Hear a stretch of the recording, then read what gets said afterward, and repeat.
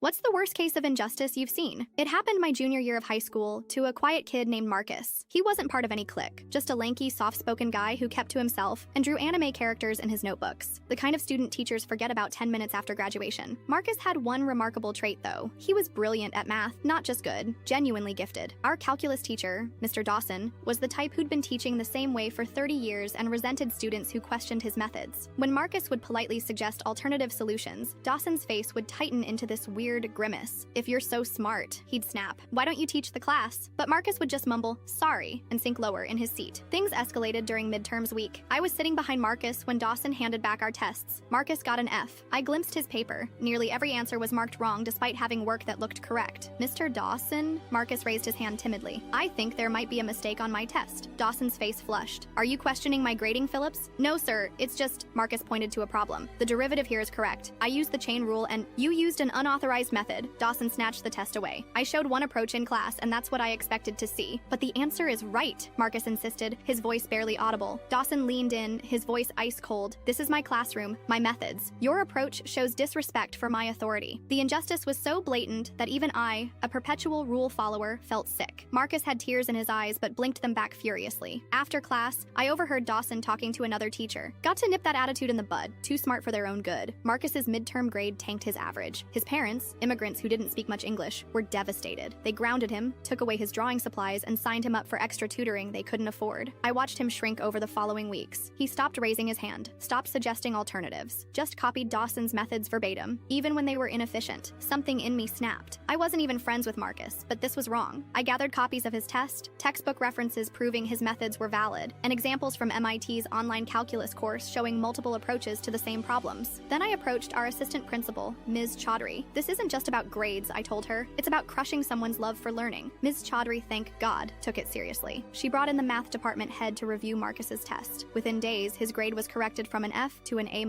But the damage was done. Even with his grade fixed, Marcus never participated the same way again. He'd learned that being right wasn't enough. You had to be right in exactly the way authority wanted. During graduation the following year, Marcus received a scholarship to study engineering. When his name was called, Dawson clapped with this tight smile like he'd had something to do with Marcus's success rather than nearly destroying it. The real injustice wasn't just one bad grade, it was watching someone's intellectual curiosity, maybe the most valuable thing a student can have, get systematically crushed because it threatened a teacher's ego.